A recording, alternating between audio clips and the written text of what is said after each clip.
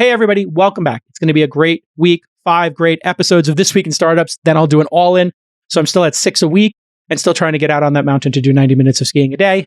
Yes, I broke 30 days. Last year's record was 40 days. Today, I'm going to try to do this quick show, and then I'll get out on the slopes with my daughters. But some really important news at the top of the show. We're going to talk about the obsession with building cities and Saudi Arabia joining that fray with something they're doing called The Line. It's basically a giant walled city. Why is this coming up? Well, on Friday, there was a little reported on, perhaps nobody reported on it, video that was released on the internet. It's only got 900 views, and it's Ben Horowitz and Mark Andreessen, two of the greatest entrepreneurs and investors of our time, obviously from Andreessen Horowitz, with Adam Neumann, the real estate savant who brought you WeWork and is now doing a company called Flow that is going to be living and working for young people and maybe owning some ownership in your home. Well, the three of them did a talk at Saudi's startup conference in Miami, and they were effusive in their praise of Saudi Arabia. What does this mean for our industry? Is this the beginning of another long relationship like the one we had with China, with massive investment in the US, or the one we have with Russia? And then what are the dynamics of a deep, meaningful relationship on a business level and a startup level and an entrepreneurial level with an authoritarian country? We've had this happen with Russia, Saudi Arabia, and China. So let's have that discussion. Let's have a candid discussion. Then we do a fantastic interview with the CEO and founder of a company called BioFluff. What does BioFluff do? Well, they are a plant-based fur for the fashion industry. It's a fascinating conversation of how they figured out how to find this opportunity. It's going to be a great show. Stick with us. This Week in Startups is brought to you by Coda is the all-in-one doc for teams. If you've got a stack of niche workflow tools, or if you're buried in docs and spreadsheets, Coda is the doc that brings it all together. Startups can sign up for free at coda.io/twist. Mercury, where innovation meets peace of mind. Now more than ever, startups need a safe place to put their cash. Mercury offers a simple way to manage bank risk and protect every dollar, with up to $5 million in FDIC insurance and a money market fund. Visit mercury.com to apply in minutes. And Revelo. Looking to affordably scale your product development with global tech talent in US time zones? Hire vetted remote developers in Latin America with Revelo. Get 20% off for the first 3 months at revelo.com/twist.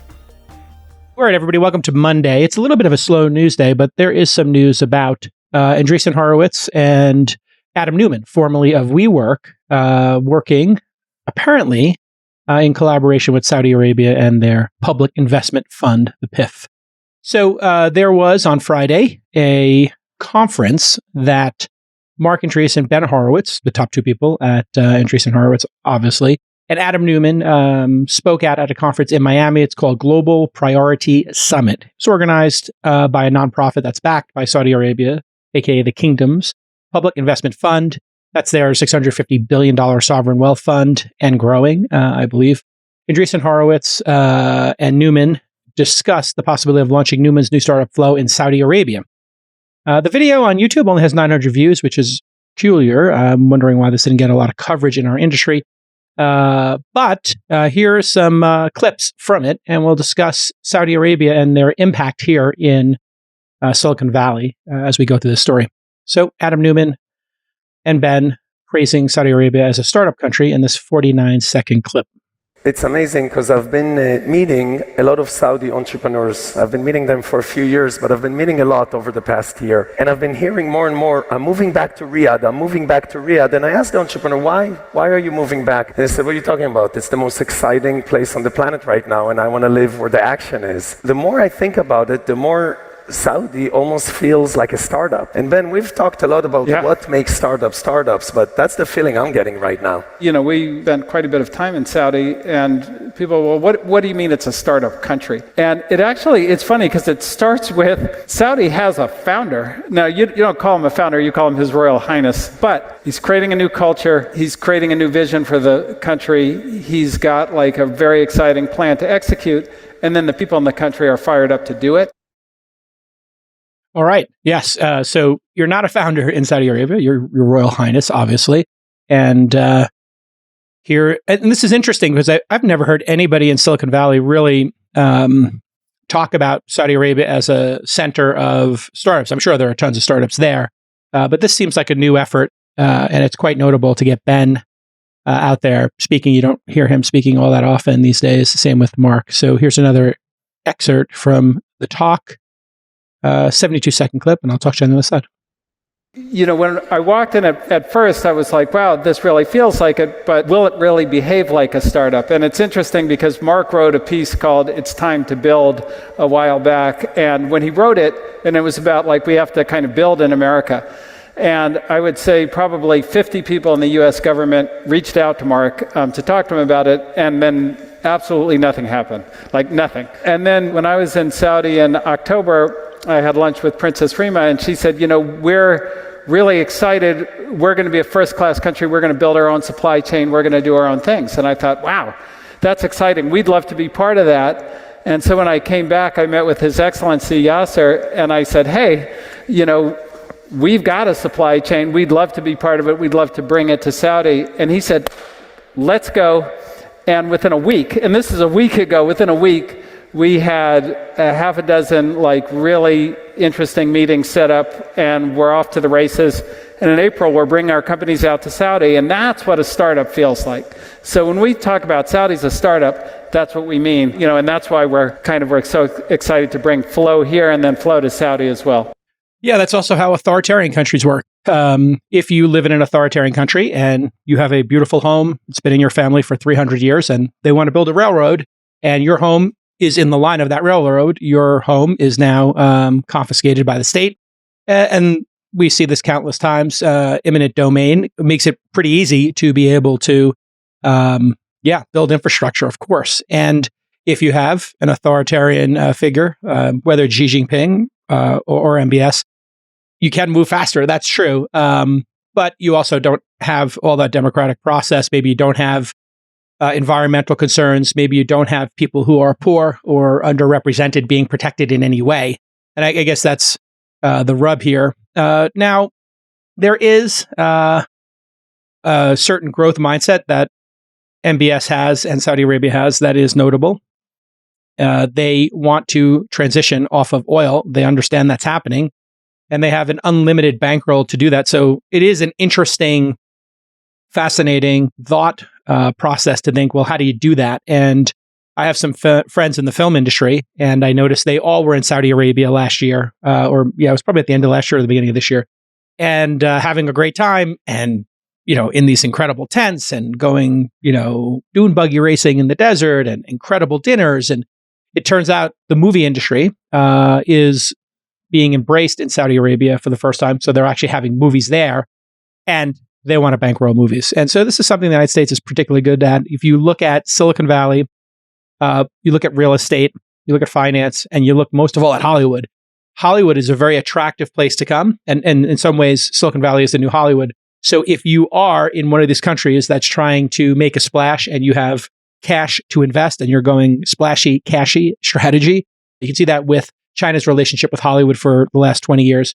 Before that, we saw it with Japan's relationship. They had a lot of money available because their manufacturing boom, and they bought Columbia Pictures, they bought Columbia Records, and I think they even bought half of Def Jam. They bought a ton of assets here, and they had gotten very involved in Hollywood, right? And to this day, I think Sony Pictures still owns Paramount. So if you follow the history there, this sounds to me like the starter's pistol for a similar relationship to what we did in China over the last 20 years. So it's probably instructive to look at the relationship with China, the good that came out of it, and the challenges that came out of it. We created a pretty significant rival there with a lot of resources, especially in terms of human capital. And they're still an authoritarian country, so they might do things like take over Hong Kong and get rid of all the democracy in Hong Kong and replace all the judges. And then they might want to do that in Taiwan. So this is a very controversial topic, if I'm being candid, inside of the halls of power. Do you engage with authoritarian countries knowing that it could blow back at you pretty severely, knowing that there are human rights concerns and that there's a disjoint between the human rights we see here in the United States and the human rights we might see in the kingdom, where it's still illegal to be gay, as just but one example. And so if you are an employee of a company like Adam Neumann's new one, I wonder, would Adam Neumann feel comfortable sending his gay employees from Flow to the kingdom to operate there, right? And then you could have a blogger who writes something and is caned in the kingdom, right? Where caning is still part of punishment there, especially for speaking out against the kingdom. So this is very complicated issues. And every time, the deeper your relationship, the more you're going to have to be ready to answer these questions. And Tim Cook is the perfect example of it. Tim Cook has done, I think, a pretty great job of deflecting the issues Apple has around suicides, working conditions, et cetera, in their factories. And in fairness, every time that happens, he has to answer for it. And then this great dance occurs where they make things a little bit better for the factory workers in China. So this is perhaps one of the great moral questions of our time: engagement or speaking out and isolating dictatorships, and ones that don't hit basic benchmarks of human rights that maybe we consider standard in our country. And then there's a contingent that, hey, who are we as a country to tell another country how they should morally act? Well, I think the Universal Declaration of Human Rights is a pretty good starting point. Eleanor Roosevelt wrote that, and the UN passed it. A bunch of countries signed it. We all try to live up to it. Even our country doesn't, because we still have the death penalty here in many states. And we have some cruel and unusual punishment. Most people would argue that being put in the shoe, being put in isolation, solitary confinement for 23 hours a day is cruel and unusual punishment. So I would agree with that. 2023 is here, and this is the year you need to perform. You need to be focused, and I want your startup firing on all cylinders. And how are you going to do that? You're going to use Coda. Coda helps you do more with less. In Coda, your team can work on entire projects from start to finish. That's right, one product. You have everything you need in one place. We're in the efficiency revolution. You have to do more with less. And right now is the perfect time for you to jump in and learn about all the amazing features that Coda has. And you know what happens when your work is spread out across a bunch of different tools. Your productivity is going to suck. Coda is the dock that brings it all together. And it's efficient and it's fast. We use Coda at this very podcast to track my J trades. If you just go to jtrading.com, it'll take you to a gorgeous Coda page of all my J trades. What an amazing product. It's always advancing. The templates are next level. But here's the important call to action. You can operate and collaborate in one place to get your projects done faster. Take advantage of this special limited time offer just for startups. Sign up today at coda.io/twist, and you will get the $1,000 startup credit on your first statement. That's right. coda.io/twist for a $1,000 sign up credit. And this offer is so generous. I want you to take advantage of it right now, because I don't know how long this absurdly generous offer from Coda will exist. coda.io/twist for $1,000 in sign up credits right now. But this is kind of notable to get the big guns out, to then go talk about Riyadh and Saudi Arabia in these glowing terms is unique for this moment in time, I would say. All right, and here's another clip from Adam Neumann about Flow. That is his real estate startup and the opportunity they have in the kingdom. I said to Flo, and I was talking to Mark and Ben, we're going to build the future of living. It's a little hard to build the future of living in New York City because New York City is already built. But to really build from zero, you need infrastructure. And if you could, what's happening in Saudi right now, they're dreaming up cities. You're starting from scratch. And that's unbelievable because you can apply the right technology and the right energy from the first day. And as we were talking before, and maybe we'll talk about that in a little bit, not forgetting for a moment the soul. It's institutions like this that are actually going to change the world. And it's leaders like His Royal Highness that are actually going to lead us to where we need to go. And it's entrepreneurs that are ready to have the courage and bring the soul and the technology together into one that I'm really excited about. This is a really interesting point here that Adam Neumann, who I believe is a bit of a savant when it comes to real estate and communicating. I know that he's got I know some people have criticism of him, and many of those are valid, but say what you will, he thinks big, he executes at a high level, and he is a branding, marketing, and communication savant. Just a complete virtuoso when it comes to those things. And this concept of new cities is incredibly appealing. This is like a mind virus. When you say new city, everybody's brain, the neurons just light up. And any intelligent person, especially the ones who've been to the TED conference and in any of these elite halls of power, starting from zero and building a city is the height of entrepreneurial madness and vision. Literally, being able to create your own society from scratch, whether Walt Disney did that with the Disney theme parks, right? He built some of his own cities, essentially towns, buying a town. Like you see these YouTube, folks influencers who buy a small town and then try to rebuild it. This is like the siren song of entrepreneurship in some ways. Like the siren calls you to the rocks. It never seems to work, but in a major place like Saudi Arabia, yes, you could pop up a city. And remember, even Peter Thiel, right? So if you go down the list of like crazy entrepreneurial visionary thinkers, Peter Thiel's up there, right? And he wanted to build a seastead, right? He was going to build a society that was not part of any society. It was past the whatever 100 miles of a nation's territory out in the ocean. And then they wouldn't have to pay taxes, or they come up with their own system. And this is what is very appealing. There's that project called The Wall, I believe, which is super dystopian, where they're going to build a wall through the desert, and the wall will have everything you need in it. It looks like a prison/shopping mall, but you can get pretty creative when you have a lot of land, an unlimited budget, and absolutely no regulation to stop you. I can understand why Adam Neumann is absolutely enthralled with this. And in fact, Trump started talking about this. And I think this is going to be part of Trump's victory. And I'll say it right here. I think there's a great chance. I might put it at the majority chance now that I think Trump is going to win the presidency.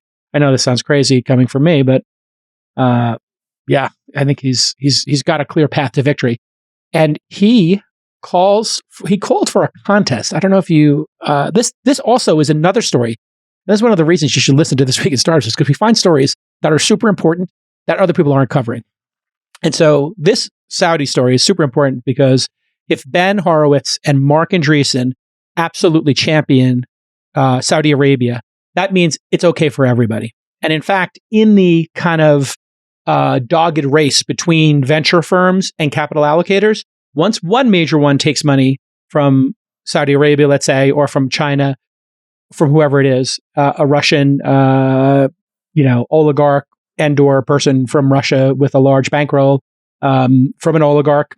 Anytime those folks come in, they disrupt the game here. And then the people who don't take money from them are at a massive disadvantage. So I think what we're going to see here is Saudi Arabia. This is the grand courting of Silicon Valley, and this is the dry run. MBS had come to, did a tour, and there's a famous picture, we can pull it up, of MBS with Mark Andreessen and a bunch of other leaders visiting Facebook. This is before the murder of Khashoggi, the Washington Post correspondent who was brutally murdered by Saudi Arabia and the kingdom. So this, and I think everything about Saudi Arabia kind of went quiet after that. Now here we are 2 or 3 years later. I think they're going to try to reboot this process. And if it seems like here, I wouldn't be surprised if the big announcement is going to be that there's going to be an Andreessen Horowitz Kingdom Fund. Look for that announcement shortly. And when the Kingdom Fund is launched, then it's going to be, all hands on deck to court Saudi Arabia. But the second part of the story is the city part. And I think we should sit there for a second. And this Trump story that was covered in Politico, he's calling for a quantum leap. And he released a video, and I don't know if this video was his, for these freedom cities. And this concept, I'll read a little bit about it here. Past generations of Americans pursued big dreams and daring projects that once seemed absolutely impossible. They pushed across an unsettled continent and built new cities in the wild frontier. Actually, where I am now, Lake Tahoe, Donner Pass. They transformed American life with the interstate highway system. Magnificent it was. And they launched a vast network of satellites into orbit all around the earth, Trump said in this video. But today our country has lost its boldness. Under my leadership, we will get it back in a very big way. If you look at just 3 years ago, what we were doing was unthinkable, how good it was, yada, yada, yada. And I think this is like a grand plan that people would get behind. This revolution of, like, say, a carless city or a city that was very walkable, that was very affordable. And here's a quick video of the wall. I'll sportscast it for you. As you can see, it looks incredible inside. It's got this greenery. This looks actually just like Decker's apartment in Blade Runner, or it looks like Coruscant in the Star Wars films, if you're familiar with very vertical versions of cities. And I guess if it's a wall, there is a path in the middle, then 2 walls facing each other with an open roof, or maybe perhaps a cover on the roof that opens up. And then, of course, the top of it is a giant walking forest. So you get to have a forest on top of a wall of apartment buildings, apparently. And this, he's got the Elysium, I guess, vibes to it, Blade Runner vibes. And this thing would race across the desert and have a high-speed, some sort of high-speed rail or, hyperloop inside of it. And you could travel along the wall and 1 billion people could live in it. And I think that's like kind of where society is getting to. Can we build something that 1 million people could live in? 1 billion's obviously crazy. That's like talking about Coruscant or one of these sci-fi films. And so, I'm sorry, they don't call this thing the wall. They call it the line. The line is what they call it. So will that become a reality? Who knows? But I could see it being kind of interesting. You could build a wall around Saudi Arabia and nobody could come in and out. Would have a dual you would have a dual purpose to it. Okay, and here is Cul-de-sac, a startup here in America that is building walkable, bikeable cities, no car cities. Your car would be on the outskirts of the city. This looks like a walking mall, like a town, like the 3rd Street Promenade in Santa Monica. The Dominion, which is an open air kind of mall and living space already in the Austin area. I think North Austin is where it is. And so you're starting to see startups do this in America on a small scale. And the concept is pretty obvious. You and your family could just come downstairs and walk to dozens of restaurants. It's quite charming, European, like living in Florence or something, or even Denmark comes to mind because they have these incredible bike lanes.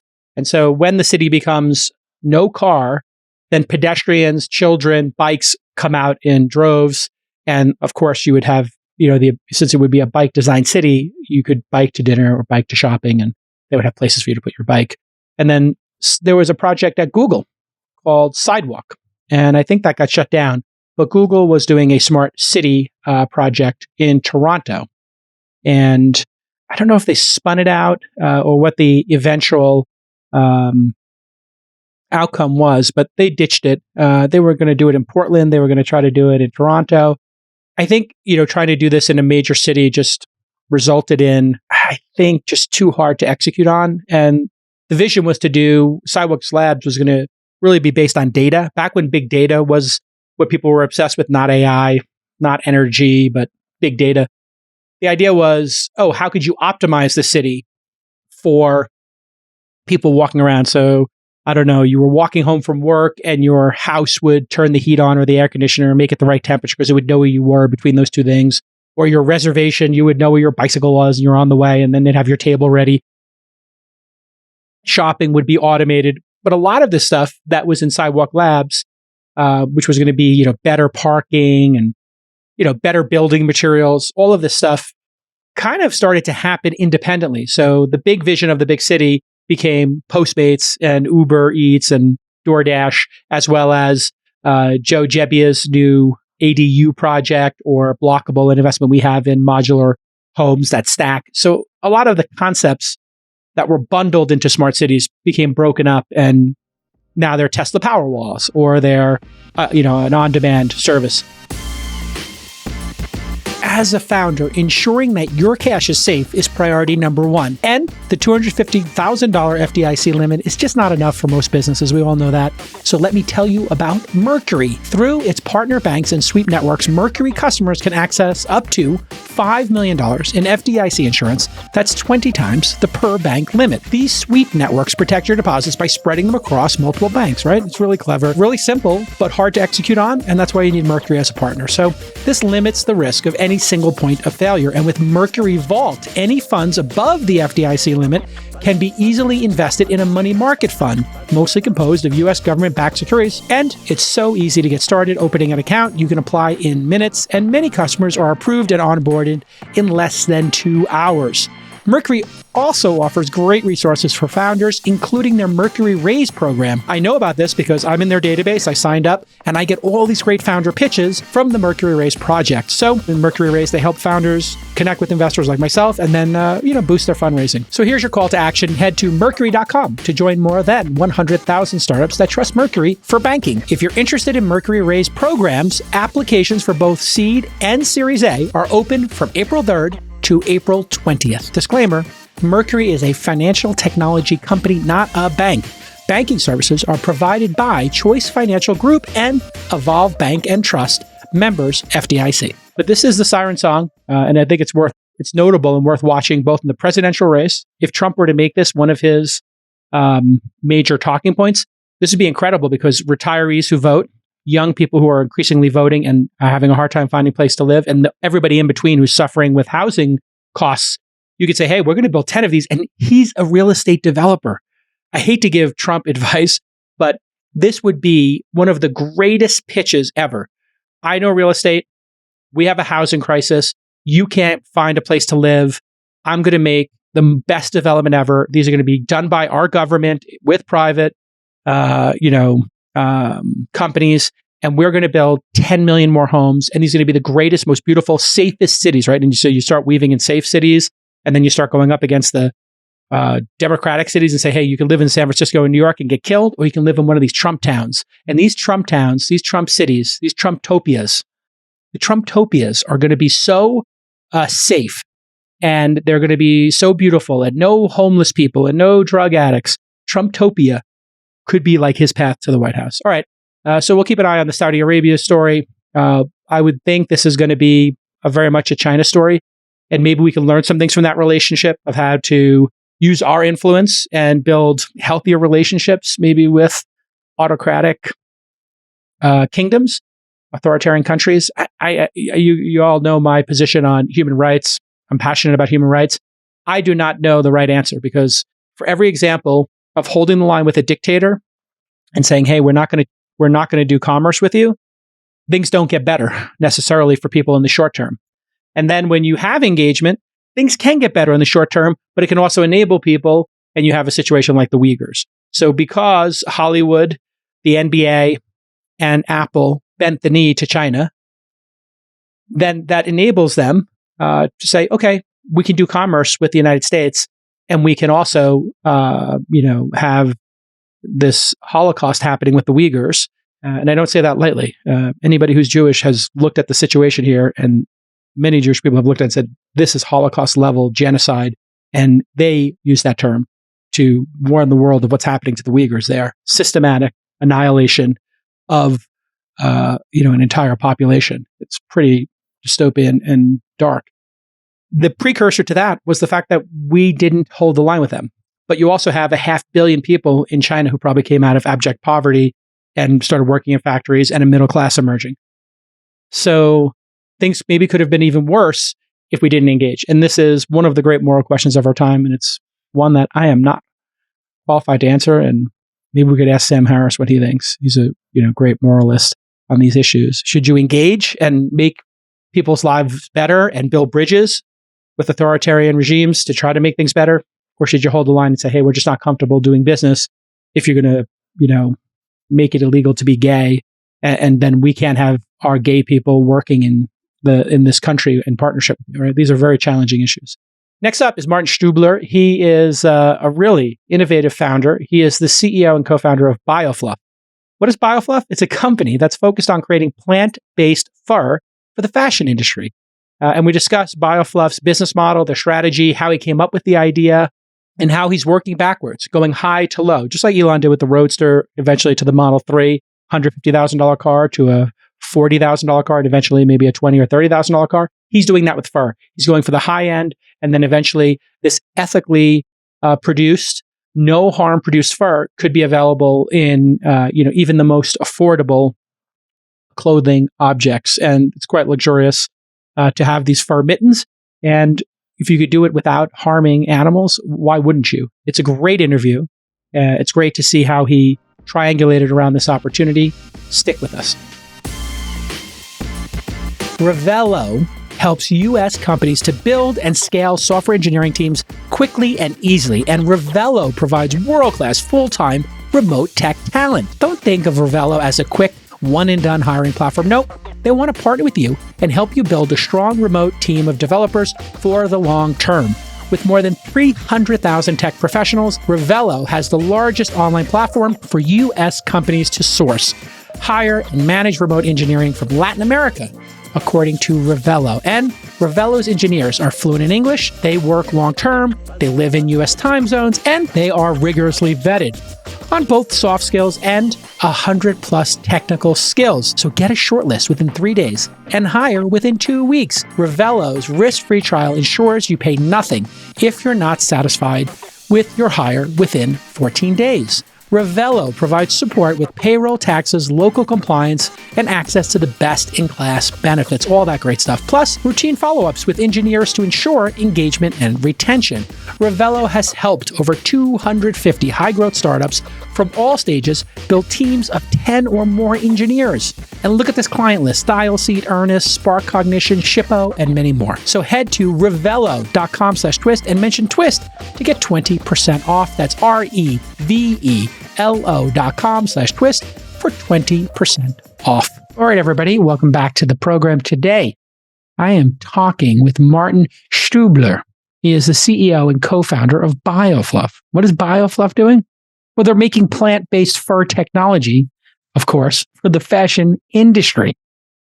Their mission: to become the biggest supplier for all environmentally conscious, high-end fashion brands and replace animal fur and synthetic fur with plant-based fur. Martin, welcome to the program.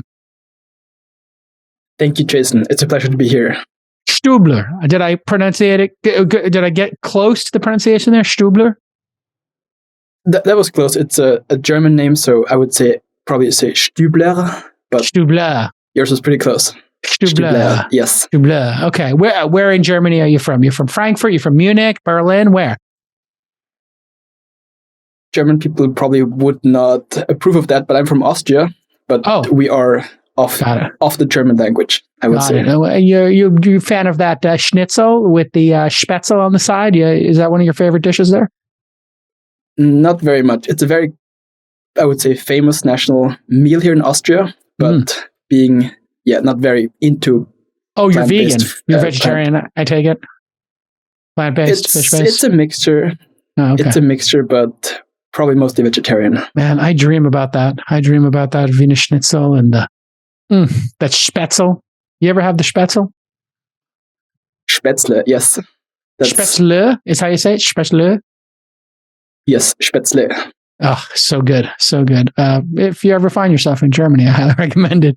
All right. Spätzle. I learn something new here on the program every day. It all comes, whenever I travel, it's just about the food. All right. So we all know why fur is, at least fur that is purposefully grown for clothing. It's kind of horrible, right? Factory farming, and then you're murdering all these animals for clothing that we don't need. And then there's, of course, byproduct. People are eating steaks anyway. You get the leather from cows. That, I think, is less reprehensible. It would have been thrown away anyway. But let's talk about what you're doing, because I thought synthetic fur was A-okay and was fine. But is there a problem with synthetic fur? And then how did you come up with the idea for BioFluff? Yeah, I would say synthetic fur as a material is already a step in the right direction. BioFluff was not founded as a synthetic fur. BioFluff's origin, surprisingly enough, is in a tannery. So when I was working for a Bay Area company here, a Bay Area company that was focused on mycelium leather, I was sent to Europe. That was early 2020 to help them implement the process in a tannery in Spain. And I was planning to be there for about 2 weeks. In week 2, COVID hit, and I stayed in this tannery for about a year and a half. Explain what mycelium is in this regard. I mean, I know that's fungi, if I'm hearing you correctly. Yes, correct. Mycelium is the underground root system, so to say, the underground root network of fungi, of mushrooms, whereas the fruiting body is usually the part that's edible above ground. Every fungi has a huge network of usually white mycelium fibers underground, and these fibers can be used in very advanced biotech applications to produce food, but also leather products. Really? You can make leather products from the mycelium, and these mycelium fields can be over, from what I understand, hundreds of miles. and they all communicate with each other. You're starting to see this come up in science fiction. There was one of the Star Trek series made it a core series arc that mycelium networks were communicating with each other, and they do seem to communicate with each other in some way. I actually think The Last of Us also, kind of the new zombie flick on HBO, kind of taps into this phenomenon. So you go to this tannery where they're trying to use mycelium to make leather, and you make some discoveries. Explain. Mm-hmm. So replacing cowhide with mycelium leather is already one step in the right direction, I believe. But during my time there, I was just exposed to not just cowhide or mycelium processing, but also to a lot of fur animal processing. And coming from the biotech field myself, I was never exposed to fashion or anything close to fur. I would not wear fur items myself. But being in this tannery and being stuck there for over a year, basically, showed me this is still a thing. Like, people are still tanning animals to create animal fur and to use it in fashion applications. So I thought to myself, well, if we have a really innovative and cool replacement product for cowhide, for leather, then why is no one making an innovative and sustainable replacement product for animal fur? Plastic fur being already one step in the right direction, but the problems with plastic fur are manifold. There's so many environmental concerns about having, for example, microplastic pollution come off the main fabric, or the end-of-life cycle scenario, where currently all plastic furs are not recyclable and need to be probably either burned or put in landfill. So yeah, we've had some other founders on the show who are working on recycling of clothes, but if it's plastic, there's probably very little chance of doing that. Okay, so we have a trend that's going on. You identify this trend. Hey, people are making alternatives. We have, mock chicken. We have people trying to make sustainable fish, that are printed in basically labs with slurry. So this is all happening, and you discover fur as a possible item that could be optimized, whether it's the plastic, for obvious reasons. We don't want to have microplastics in the ocean and then in the fish and then in our bodies, nor in landfills. So how do you go about going from that to figuring out a solution? Well, step one was to identify the problem.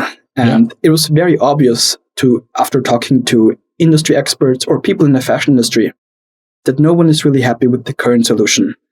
The current solution being either animal-based, coming along with all the problems that animal-based materials, but in particular fur has in terms of animal welfare.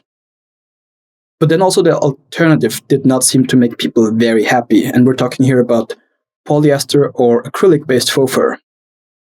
That's aka plastic fur. So after talking to people in the industry, identifying, hey, you have these two options and none of these two options make you happy. How about we create a third option? An option that's completely plant-based and even biodegradable as an end-of-life cycle scenario. And that's when I first discovered, hey, people are listening up. They're like trying to understand, how could we use that? Like, how would that fit into our supply chain, for example? So from, I would say, conversations with these people, the most important part that I took away from my early weeks and months of research was, how can we make this fit seamlessly into a fashion brand supply chain? Got it. So how is it made? It's plant-based. So am I to believe that some plants are grown and then in some way processed so that they don't degrade and then are made into fur? What's the actual process of making this? Yeah, thank you for asking. We're not able to dive too deep into the process, but at the moment we are using a variety of different natural fibers that we then assemble into a fur-like material. And the finishing aspect, or the finishing step, is the most important one. That's also where our secret sauce lies. If you, for example, ever touch the fur of a dead animal, I don't say you should, but in case you would touch the fur of a deceased animal, the fur is rough, the fur is very coarse, and only through this tanning process, the fur gets the shine, the softness, and the shimmer that it's known for in fashion. So we are drawing from a similar technology. We developed a similar technology to tanning technology, but specifically for plant fibers. Whereas animal-based hair is usually keratin-based, our fibers are cellulosic. Got it. But the process is similar. Got it. Yeah, because we obviously cotton, linen, these don't come from animals. And then you have hemp, right? So people are using hemp to make certain things. I guess bamboo is used in certain parts of the world to make clothes. But I guess the question is, how does it not degrade? Or does it naturally degrade over time? I mean, obviously, it's not like an apple where it's going to degrade in a couple of weeks. But is there a shelf life issue because it is plant-based? Or is there some way to make it resilient? Or is it using some of those more resilient fabrics, I guess? Mm-hmm. So a good comparison I always tell people is just imagine an organic, undyed cotton t-shirt. We're not using cotton or any similar fiber, but just imagine a t-shirt like this and the way you would use it. You would probably wear it, wash it, dry it, and then keep it in a stack ready for the next time. The same can be done with our material. Our material does not biodegrade itself or basically by wearing it or using it properly. But once this particular example cotton t-shirt would come to an end-of-life cycle scenario, then the material can be simply degraded in an, let's say, industrial composting facility or even in home composting. Got it. And you don't come from the fashion industry. You do come from a chemical background or anything like that? What's your background to make you uniquely qualified to do this? Well, what's the background that would make me uniquely qualified to create plant-based fur? You know, that is one of the things in venture capital we talk about is sometimes it's good to have an outsider. So the fact that you're not a fashion person makes you an interesting person to do it because you can just look at the problem with fresh eyes and not having a bias, I guess. Yeah, to my background, I studied agriculture, focused plant agriculture. Oh, okay. Or plant breeding. And I studied a few things, but basically in a nutshell, it's agriculture, then biotechnology, chemical engineering, and plant-based bioeconomics as these like four small verticals. And they seem to work pretty well to invent something like plant-based fur. There's a huge bioeconomic aspect coming into how we design BioFluff, and there's chemical engineering coming in terms of how we process the material. So yeah. Well, let's talk about the actual cost of doing this. How much does fur cost if people were going to buy, I guess, chinchilla or fox? These are animals that are specifically bred and then murdered, killed in order to make fur. Doesn't seem like that would be too expensive, but there has to be some cost to processing it. And I guess they have to get to a certain age in order to have the fur be viable. How much does it cost for faux fur? I think they charge per square foot. Is that how they do it in the industry, per square foot or something? And then how much are you able to do this? Because economics does matter or it doesn't matter. Because for a high-end brand, you know, if it's Gucci or somebody, or you're doing somebody high-end, they actually probably the cost of the fabrics isn't that large a percentage overall to the cost of the item. So let's talk about the economics of this, because economics do matter in some cases and they matter less in others. Correct. Economics do matter even in, let's say, impact investment scenarios. BioFluff is not an impact investment. Our economics make total sense, and we're currently squarely between animal fur, or the price of animal fur, and the price of synthetic fur. I believe synthetic fur is sold by the yard. The yard is a weird measurement, but it's approximately 10 to 12 square foot. So I would say material costs there vary widely. If we start with very affordable polyester faux fur or plastic fur, the costs are probably more like $1 to $5 per yard.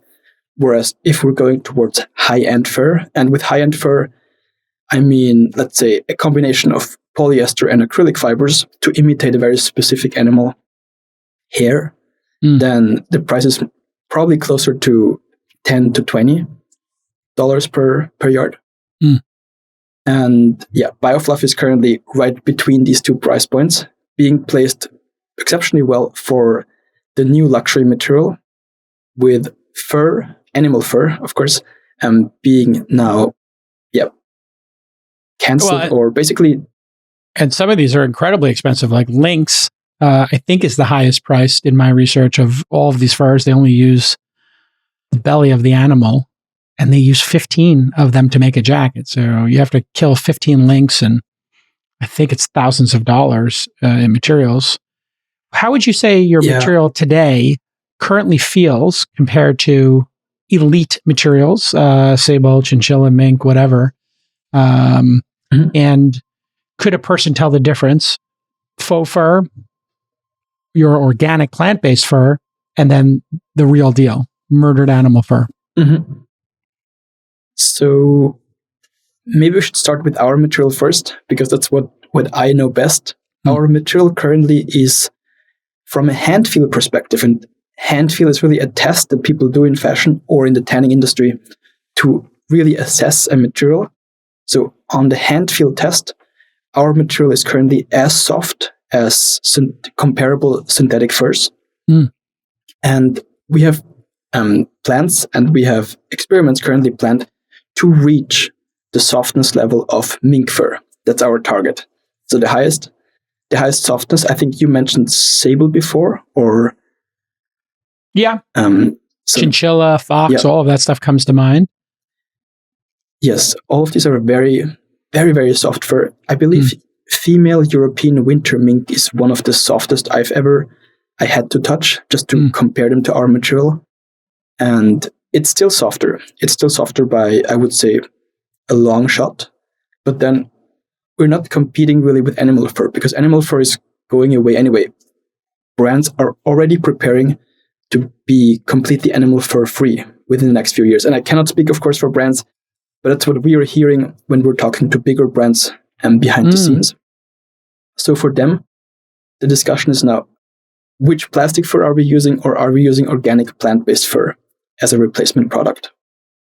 I know this is crazy for me to ask, but if these things are becoming indistinguishable, and I would believe with science and technology, you should be able to make fur that is better than in nature, because you have the ability to change nature at a rapid pace, whereas nature has evolution, or I guess you could do bioengineering on, some foxes or chinchillas, but that sounds awfully expensive and probably would take a long time.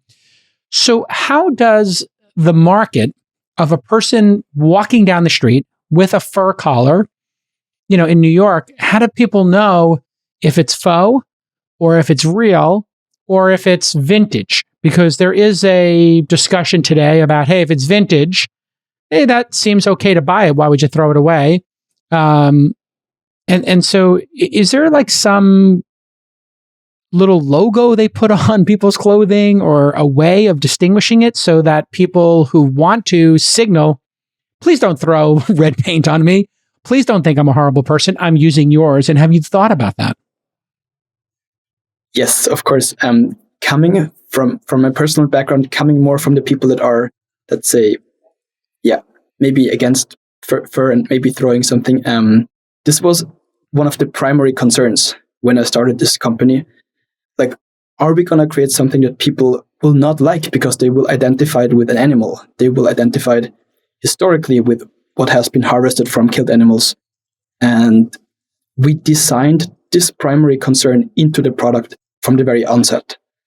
So BioFluff will be distinguishable from animal fur as well as from synthetic fur by doing a simple hand feel test. We are planning on having two product attributes, let's say, being present in the material at all times. It's number one, a natural roughness, or a natural, let's say, a natural hand feel that is different from animal fur and also very different from polyester or acrylic-based fur.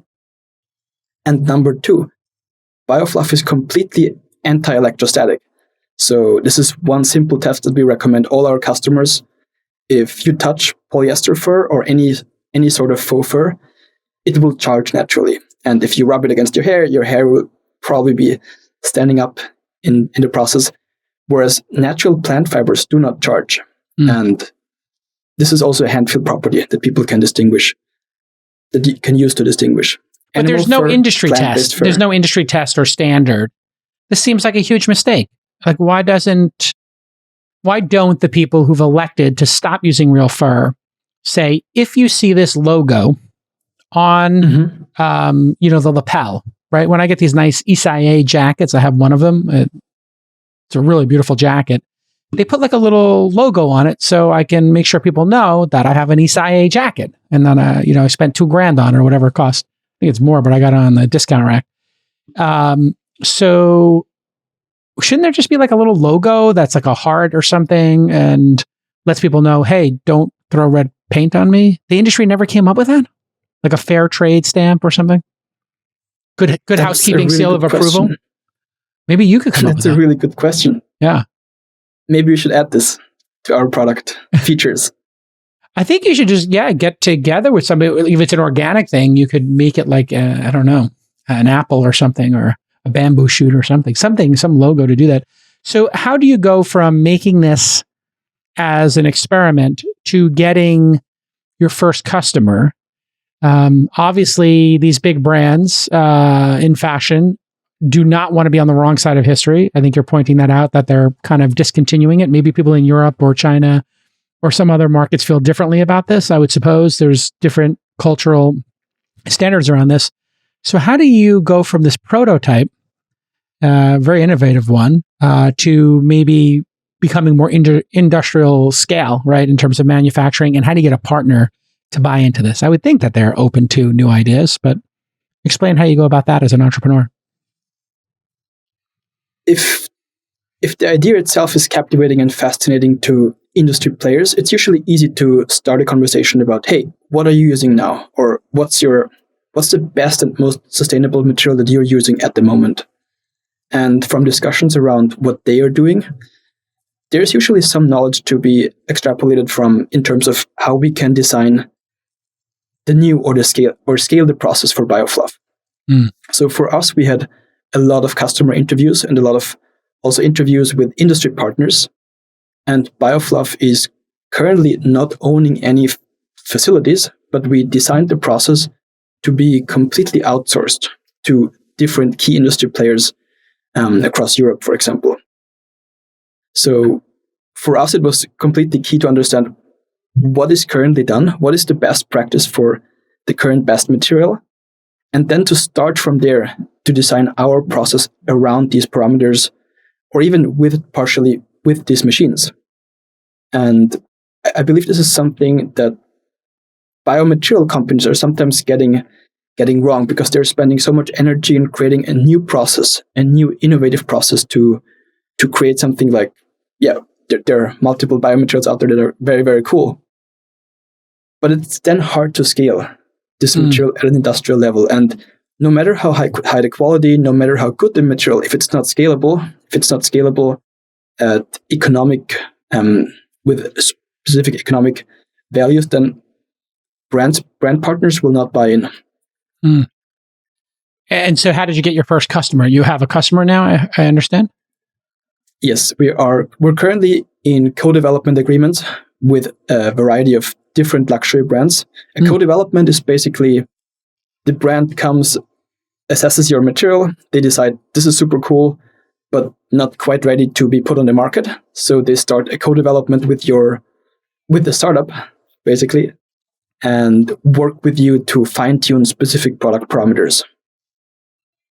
Great. So you're underway, and this is all interesting timing. People may not know this, but this year, California became the first U.S. state to ban the sale of animal fur products.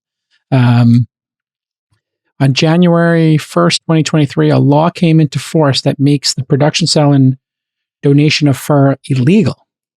The EU is also getting in on this. 20 other countries have voted to ban fur farming. You got a lot of wind at your back in terms of if people want to have this solution, they're going to need an alternative. Yeah, we're definitely feeling this dynamic or this drive basically from the brand side a lot, because brands that were not open to the solution a few years ago are now, hey, what's your stage? Can we scale with you? Can we buy your material? How ready are you to go to market?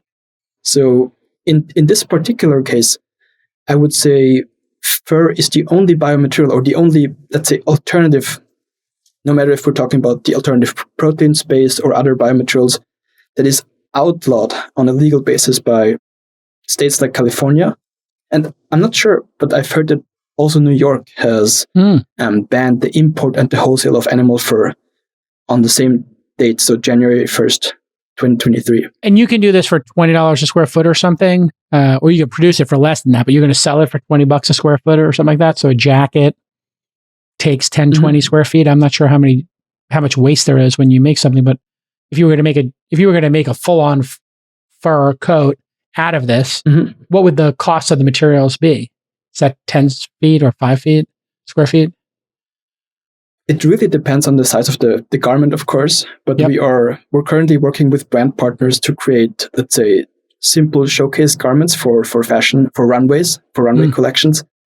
And we're estimating between 10 and 20 square foot per garment. Got it.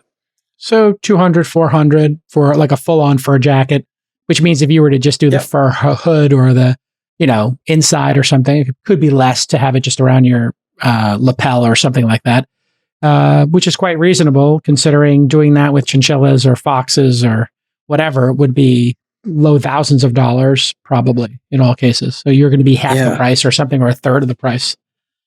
Is that what you think? We try to be... Yes, we're trying. So it's really hard to compare our material to the price of animal fur because animal fur is auctioned biannually in, I believe, in Hong Kong and in Denmark as well. So the fur price is set for every season, for every fur type. Yeah. This is also a big disadvantage. When brands are working with BioFluff, they know the price, they can plan ahead, and they really know how much BioFluff will cost them this season, next season. That's crazy. Fur is auctioned off. And I guess they do it by harvest or whatever. So it's like a crop in a way. And it can vary. That means it can vary based on demand.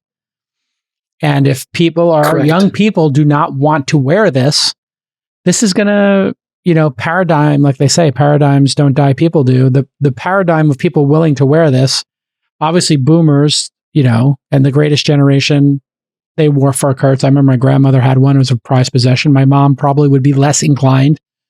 My wife would probably be not super interested. She's Gen X.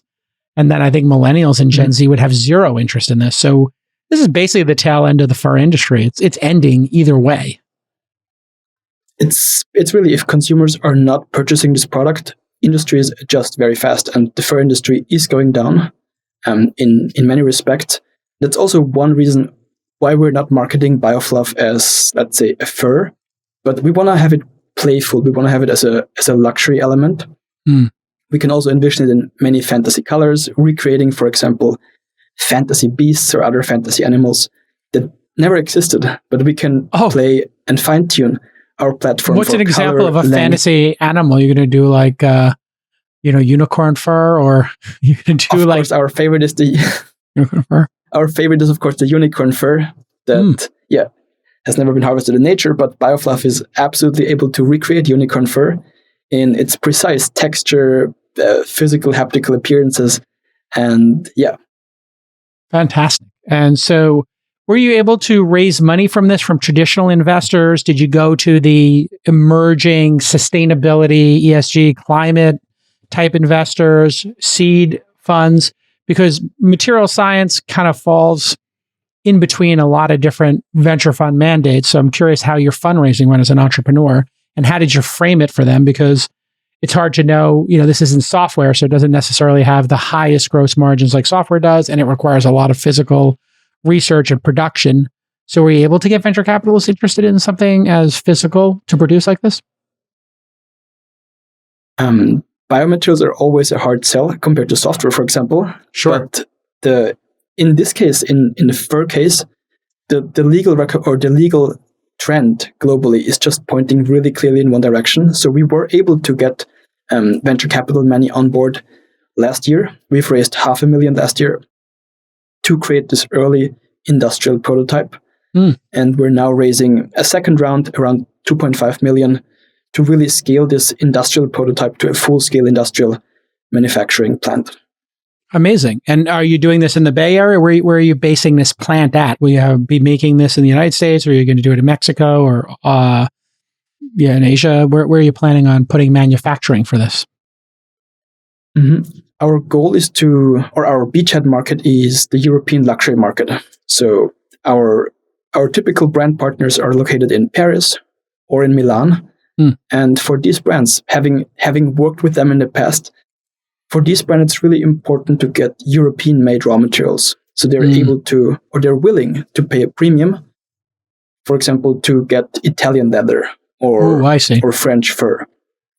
So we're following this trend, and this is basically what BioFluff is doing all along. Like, we're trying to understand industry trends. We're trying to understand what do brands like, and then we adjust our process accordingly. So at the moment, BioFluff is 100% made in Italy. Wow. So if you can say, even though it's not actual leather, it's faux and it's organic, the fact that you can say it's created in Italy will create that aura and be part of that ecosystem and be part of that rich tradition in Milan. What a brilliant idea. Wow. So you're literally trying to be in sync with their ethos to make it easier for them and remove friction. See, you're a smart founder. I got to give you a little credit. You're not trying to change the game on the field. You're not trying to change the rules. You're trying to just slide in there and just make it a very easy breezy option. They can order leather from Tuscany or wherever it comes from in Italy, or you can order, this new, biomaterial also made in Italy. And I bet you the Italian government, which is super pro entrepreneurship right now, would love to invest in your next round. I think that's where you'll get your next investor. So are you living in Milan now as you build this company? I'm currently living in the Bay Area, but I'm in Milan every other month. So wow, we hate you. Italy is a great place for manufacturing. the Bay Area is also a great place to raise money, a company and build. Yeah. Mm-hmm. Well, we collectively, I speak for the entire industry, hate you for having figured out a way to spend so much time in Italy for your company. Absolutely brilliant. These biomaterials are going to be a big thing, huh? We're going to see this in all aspects of our lives. New biomaterials, just really changing the world, huh? Yeah, it's not so many brands are not putting this, let's say, on their website or somewhere, but a lot of big brands we've spoken to have internal agreements and also agreements between brands that are, for example, forcing them to switch to a completely plant-based or at least to a completely recyclable materials by 2030. So yeah, there's a huge potential for biomaterials, especially biomaterials replacing animal products or replacing current plastic products. Amazing. All right. Well, listen, I really appreciate you sharing this vision. And I assume you're hiring, and then you're always willing to take meetings with investors if you're a founder. So where can people reach you or learn more about what you're building? The best way to reach BioFluff is on our website. We have a type form. Just fill in your information and we will get back to you as soon as possible. And it's bio-fluff.com. So bio-fluff. Yeah, bio-fluff.com. And I assume your first name at bio-fluff.com. Were you able to get the first name at your own company? You're Martin. All right, everybody. Great job. We really enjoyed hearing about how you're going to change the world and reduce suffering and make things more sustainable. Just absolutely good on you. And I hope you make this into a very vibrant business. That's always the challenge in the space you're in. Everybody loves a feel-good story, but it's got to be a high-margin business too. So I hope and wish for you that you keep grinding on making it a high-margin, highly profitable enterprise so that you get shareholders really interested in backing this. And continued success to you, Martin. Thank you, Jason. Yeah, we're doing all right now, and it's really about changing it's hard to change the world, so focusing really on one thing at a time is key for us to bring BioFluff to the market. Thank you for your time, Jason. It was great talking to you. I really like your focus on going high-end, by the way, just for entrepreneurs. A lot of entrepreneurs, especially the ones who want to change the world or do good in the world, they always start with trying to help the less well-heeled consumer. They want to go and try to help everybody. They want to create the Uber pool or the Lyft line, the most affordable service. The problem with that is the most affordable service takes a decade to get to, and you need to scale and learn and optimize manufacturing or software to get there. So in the case of Tesla, they started with a $170,000 Roadster, went to a $120,000 Model S, and then a Model Y, and the Model S, the Model 3 for $50,000 or $40,000 now, and there'll be obviously another car that'll be even cheaper. Uber started with Lincoln Town cars, extremely expensive, only for the top 5% of society. Then they went to Uber X, okay, for 50% of society. Then they went to Uber Pool for the bottom third of society that would normally be taking public transportation. But hey, for $1 extra or $2 extra, they could take this shared ride service. This is so critically important, and you understand this natively. If you had started trying to mass produce fur for, kids in school or for emerging markets or frontier markets, you would never have the margin to invest in your manufacturing process. So you need to start high end. You need to have the LVMH, Gucci, House of whoever buy into what you're doing, Chanel. Therefore, they can pay a high margin. They can sell $5,000 jackets, $10,000 jackets. You can make a little bit of money and then really invest in your technology. Correct. Yeah, it's all about identifying a problem and then identifying an appropriate beachhead market with the proper margins. Yes. And the beachhead market you picked perfectly. High end. And here's the other genius of what you're doing. Just like when Elon created the sports car, he's like, well, the sports car is the most desirable car.